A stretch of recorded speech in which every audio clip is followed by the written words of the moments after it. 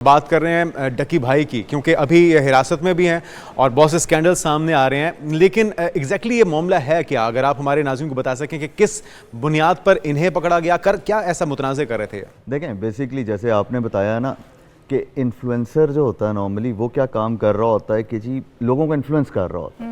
अब उसको अगर कोई बंदा पैसे दे कि जी मेरी ये ऐप है, जैसे हमने बहुत सारे प्रोग्राम्स में ऑलरेडी, यानी मैं मज़े की बात यह है कि मैं भी सोच रहा था कि मैंने पहला प्रोग्राम भी इसके ऊपर आप लोगों के साथ ही किया था कि जब हम ऐप्स के ऊपर चीज़ों पे बता रहे थे माशाल्लाह लोगों को, तो ऐप को वो प्रमोट करते हैं, उसकी बेस पे उनको पैसे मिलते हैं, ये लोगों को नहीं समझ आ रही होती।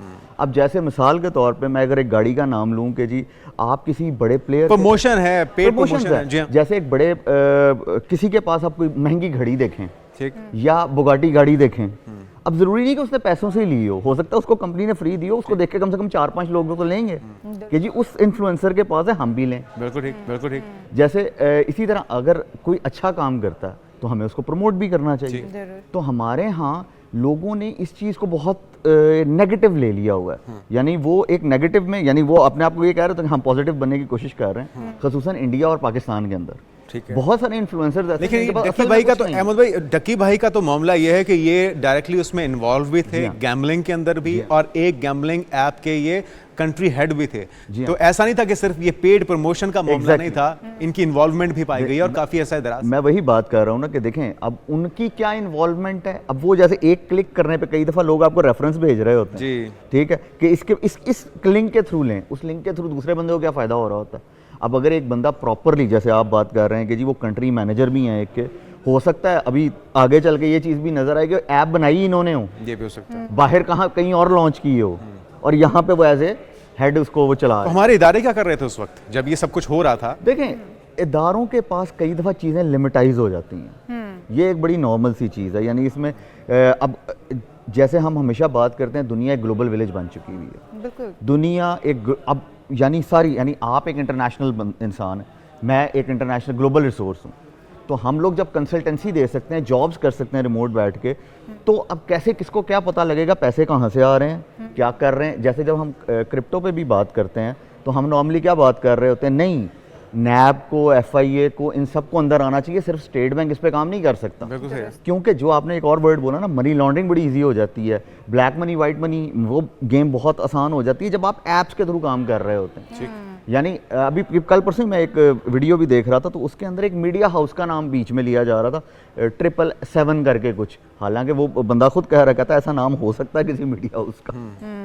अच्छा अहमद भाई, अब जो इदारे मुतहरक हुए हैं, एकदम से एक्शन लिया गया है, आप समझते हैं कि गैम्बलिंग को इस तरह से कंट्रोल किया जा सकता है? इन इदारों ने जिस तरह से एक्शन लिया है, सिर्फ एक डकी नहीं, बहुत सारे लोग इसमें मुलविस हो सकते हैं, और किस तरह से सिर्फ एक को हम एहतसाब में के कटहरे में लाकर बाकी सबको इग्नोर कर सकते हैं? क्योंकि इसके पीछे ये भी तो हो सकता है बहुत बड़े बड़े लोग मौजूद हों, क्योंकि ये ऐप्स के अंदर एक बंदे का काम तो नहीं हो सकता। तो अब ये क्रैकडाउन यहाँ तक महदूद रहेगा या इसको मजीद बढ़ाना बेहतर रहेगा? किस तरह से काम करेंगे? मुझे ऐसा लगता है कि ये जो है ना, एक तो बढ़ना भी चाहिए और बढ़ाना, यानी इनकी रिस्पॉन्सिबिलिटी बनती है, क्योंकि ऑलरेडी मेरा ख्याल है 46 ऐप्स या 47 ऐप्स को इन्होंने बैन कर दिया।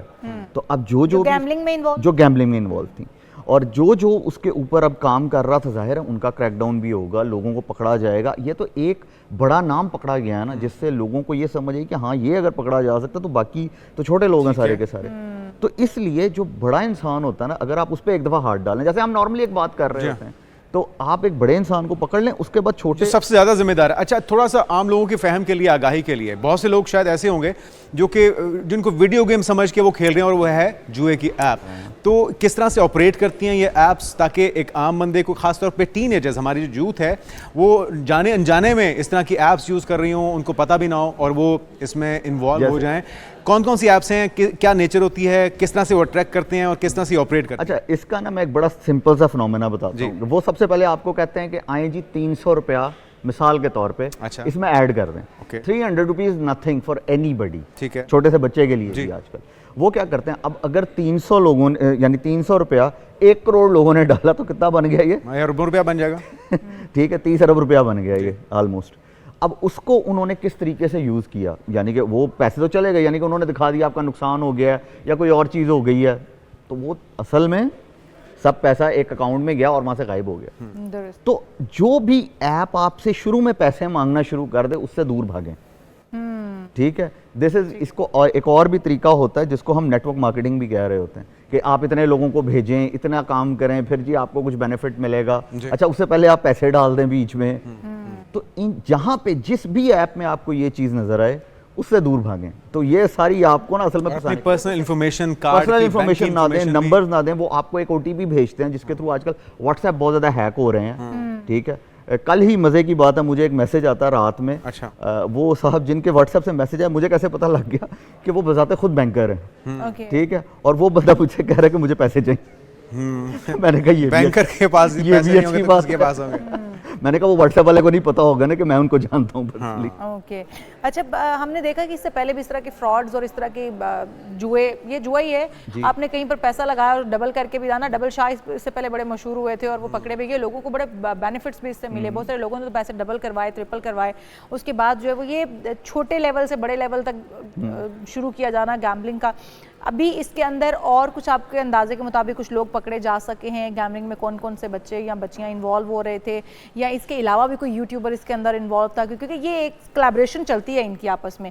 यूट्यूबर कभी भी आप देखेंगे ये अकेला नहीं खड़ा होता, ये डकी के साथ साथ और भी सारी वो अभी आहिस्ता आहिस्ता नाम खुलने शुरू होंगे टू बी ऑनेस्ट। अच्छा, अभी तक सामने नहीं आए? अभी ऐसे नहीं सामने आएंगे कभी भी। अभी यानी आपको अचानक से जो है ना, मैं लोगों को वैसे कहता हूं, अचानक लोगों की वीडियोस आनी बंद हो जाएंगी, चैनल बंद होने शुरू हो जाएंगे, फिर उसके बाद आपको पता लगेगा अच्छा ये तो असल में बंदा ये था। ठीक है, ये खुद ब खुद से चीज़ें होंगी। मैं बल्कि कई दफ़ा बड़े यानी आपको अपने इदारों को सराहना चाहिए कि at least something has been started. बल्कि मजे की बात, अभी जो थोड़ी देर पहले यहाँ पे वो नंबर प्लेटों वाली बात भी हो रही थी, at least something has been started. तो हम हर चीज को ना नॉर्मली फॉरन क्रिटिसाइज कीजिए, अगर एक बंदा पकड़ा गया वो करना शुरू कर देते हैं। ये यानी कि पूरे यूट्यूब पे चल रही है चीजें। नॉर्मली मैंने एक पोस्ट भी बल्कि देखी थी, उसमें एक बंदा ये और कह आपने रहा देखा उसका, जब वो उसको पकड़ के लेके जा रहे हैं, जो उसके साइन है, जो वो इशारे कर रहा Victory है, के मतलब वो विक्ट्री दिखा रहा है, वो ओके का निशान दे रहे हैं, मतलब ये क्या आप दिखाने की कोशिश करें, क्या बताएं? इसके ऊपर तो कैमराज आने ही नहीं चाहिए, ऐसे बंदे के ऊपर दिखाना ही नहीं जाना चाहिए, क्योंकि हमारे बच्चे इसी चीज से तो इन्फ्लुएंस होते हैं कि भाई इसको कुछ भी नहीं हुआ, देखें ना वो बड़ा थम्स अप करता हुआ जा रहा है, बड़ा ओके की रिपोर्ट है। तो ये चीजें जो हम दिखा रहे हैं, शायद कहीं ना कहीं किरदार हम सबका है कि हम बेरारवी को फैला रहे हैं और बच्चों को देखें। हमारे यहाँ मैं नॉर्मली कहता होता हूँ एक बड़ी यानी शायद कंट्रोवर्शियल बात, जो भी आप इसको कह लें, कि हमारे एरिया में ना यानी कि बरसगीर के अंदर जिसके पास बड़ी चीज़ हो उसको हम बहुत अच्छा मानते हैं, उसको हम बहुत सियाना भी मानते हैं। लाइक के जी बड़ी गाड़ी, बड़ा घर, बड़ा रुतबा। हालांकि वो आके बेशक ना बंदा कोई भी बोंगी सी मार, ठीक है ना, हम कहते हैं वाह वाह क्या बात की है इस बंदे। जी हाँ। जो पढ़े लिखे लोग होते हैं या जो सियाने लोग होते हैं, और अफसोसनाक पहलू ये है कि यहाँ पे अगर कोई प्रोफेसर, कोई डॉक्टर, कोई इंटेलेक्ट या कोई ऐसी वीडियो बनाएगा ना, तो उसके मेरे ख्याल में 1 साल के अंदर 1000 व्यूज भी नहीं होंगे। मैं एक मजे की जबकि इनके 1 घंटे के अंदर मिलियंस ऑफ व्यूज। जुनैद भाई एक मजे की बात, पिछले दिनों ही एक मैंने पीएचडी का ना एक वो देखा अखबार में इश्तिहार, उसकी सैलरी पता है कितनी थी पीएचडी की? 60,000 रुपए। तो फिर और उस बंदे ने डिग्री लेने के लिए कितने पैसे लगाए होंगे? Can you imagine that? अब लोग उससे इन्फ्लुएंस होंगे, किससे इन्फ्लुएंस? ये तो अलमिया है, इसी वजह से तो आप अपने यूथ को डिस्करेज कर रहे हैं। यही इसीलिए मुझे अच्छा लगा, मुझे जब बुलाया गया। अहमद भाई, बच्चे ये कहते हैं कि हमें डिग्रियां लेने की जरूरत क्या है? जो बच्चे इनको देखते हैं वो ये कहते हैं कि जो इतना पैसा ये कमा रहे हैं, गाड़ियां इनके पास है, घर ये खरीद रहे हैं, तो हमें इतनी मेहनत करके भी जब हमने महदूद सैलरियां आप लोगों की तरह, माँ बाप की तरह, पढ़े लिखे माँ बाप की तरह लेनी है, तो हमें क्या जरूरत पड़ी है? ये एग्जैक्टली, मैं इसी को तो लोगों को समझाने की कोशिश करता हूँ। ठीक है, आपके पास डिग्री है, मैं हमेशा एक बात करता हूँ कि आपके पास डिग्री भी है, आपके पास स्किल भी है, लेकिन अगर आपके पास नॉलेज नहीं है ना किसी चीज़ का, तो आप ज़ीरो हैं। यानी आप किसी चीज़ को डिफेंड ही नहीं कर सकते। अगर आप उस सब्जेक्ट में सब्जेक्ट मैटर एक्सपर्ट ही नहीं है, तो फिर आप ज़ीरो हो गए ना ऑटोमेटिकली। तो हमें चीज़ों, जो मैंने कहा ना कि हम बड़ा बनने का हमें बहुत शौक है, यानी फर्स्ट आना ही क्यों जरूरी है? जी हाँ, सिंपल है, काबिल बनाइए अपने बच्चे काबिल को। बने, बिल्कुल सही है। ठीक है, 3 इडियट्स मूवी सबने देखी है। जी हाँ, एग्जैक्टली। और ये जो आप आईटी एक्सपर्ट की हैसियत से आज हमारे साथ मौजूद हैं, अक्सर हम आपको ज़हमत देते हैं, दावत देते हैं, तो आईटी के अंदर एआई का दौर है, बहुत कुछ करने का है। सिर्फ इन इन्फ्लुएंसर्स को देख के अपना वक्त ज़ाया ना कीजिए, इनके व्लॉग्स देख के अपना वक्त ज़ाया ना कीजिए, क्योंकि बहुत सी चीज़ें फेक हैं और अब ये एक एक करके खुल रही हैं। तो ये मेरे ख्याल में एक टेस्ट केस बनना चाहिए। हुकूमत ने इनिशिएटिव लिया है, हम इसको सराहते हैं, और ख़ास तौर पर अपनों के ऊपर नज़र रखिए कि वो क्या देख रहे हैं, वो क्या कर रहे हैं, वो किन एक्टिविटीज़ में मुलव्वस हैं।